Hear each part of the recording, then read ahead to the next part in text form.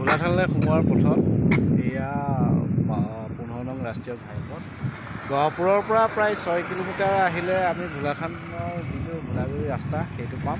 আৰু তেজপুৰৰ পৰা 119 কিলোমিটাৰ, বিশ্বনাথ চাৰিআলিৰ পৰা 51 কিলোমিটাৰ আহিলে আমি পাম। আৰু আমাৰ সন্মুখতে আমি ভোলাথানৰ এই জ্যোতিপ্ৰসাদৰ যি উদ্যান আছে সেইখন পাম। আৰু এটা ভাল লগা ঠাইলৈ গৈ আছোঁ। ওম নমঃ শিৱায়। বম বম ভোলে। এয়া আমি ভোলাথানৰ মূল গেটেদি আমি সোমাই গৈছোঁ। ভোলাথানৰ নান্দনিক দৃশ্যই সঁচাকৈ মন পুলকিত কৰে। এয়া ভক্তপ্ৰাণ ৰাইজ আহিছে ভোলাথানলৈ। ইয়াত শিৱৰাত্ৰিৰ দিনা ডাঙৰ মেলা হয়। এই ফিল্ডতে ডাঙৰ মেলা হয়। ইয়াত ভক্তপ্ৰাণ ৰাইজ আহিছে।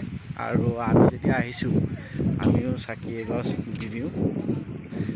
এয়া কিছুমান কাম চলি আছে ভোলাথানতো। এয়া কৃষ্ণ, এয়া আমি সোমাই আহি আছোঁ ভোলাথানলৈ। কৃষ্ণ, এয়া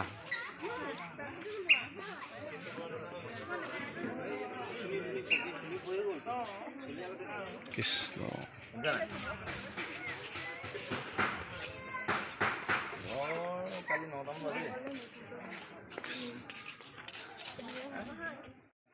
ভোলাথানৰ ভিতৰ চোৱা, ভোলাথানৰ মন্দিৰ ভাগ। আপুনি এই ভোলাথানৰ পূজাৰী নহয় জানো? আপুনি কওকচোন ভোলাথানৰ ঐতিহ্যৰ কথা। ভোলাথানৰ ঐতিহ্যৰ কথা এটা ধৰক, আগতেতো অৰণ্য জংঘল, মাটি বাঘ ভালুক আহে অৰণ্য জংঘল। এতিয়া এই বাবা আমাৰতো ৰাইজেতো আগতো আমাৰ গাড়ী চাড়ী লৈ আহে, যেতিয়া এইখিনি পৰা গাড়ী যাব নোৱাৰে, জংঘল থকা সময়ত গৰু গাড়ী হওক ম'হ গাড়ী হওক। আগতে দেখিছোঁ।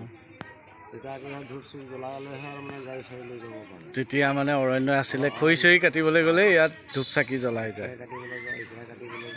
তাৰপিছত স্থানীয় ৰাইজে ইয়াত ঘৰ বনালে, সৰুকৈ মন্দিৰটো বনালে। আৰু সপোন পালে এই বাগানৰ মালিক বাবুৱা, ভোলাগুৰি বাগানৰ। তেতিয়া আকৌ ভাবে তেওঁ আকৌ ইয়াত স্থাপনা কৰিব। আমাৰ ধৰি বাবাৰ থানটো একেলগতে আছিলে গণেশটো। আমাৰ জংঘল থকা সময়তে হাতী আহিলে, হাতী আহি আমাৰ এই ৰিং কুঁৱাটোৰ এটা ৰিং ভাঙি দিলে। ৰিং ভাঙি আকৌ বাবা তাতে থাকিলে, গণেশ বাবা সিফালে লৈ গ'ল। এইখন আইথানটো আগতে ইয়াতে আছে। আইথান এইখন ন? ভোলাগছ আছিলে এইখিনি। ঠিক আছে। আপুনি কিমান বছৰ হ'ল ইয়াত থকা? এতিয়া মোৰ 40 বছৰ হৈ গ'ল। 40 বছৰ।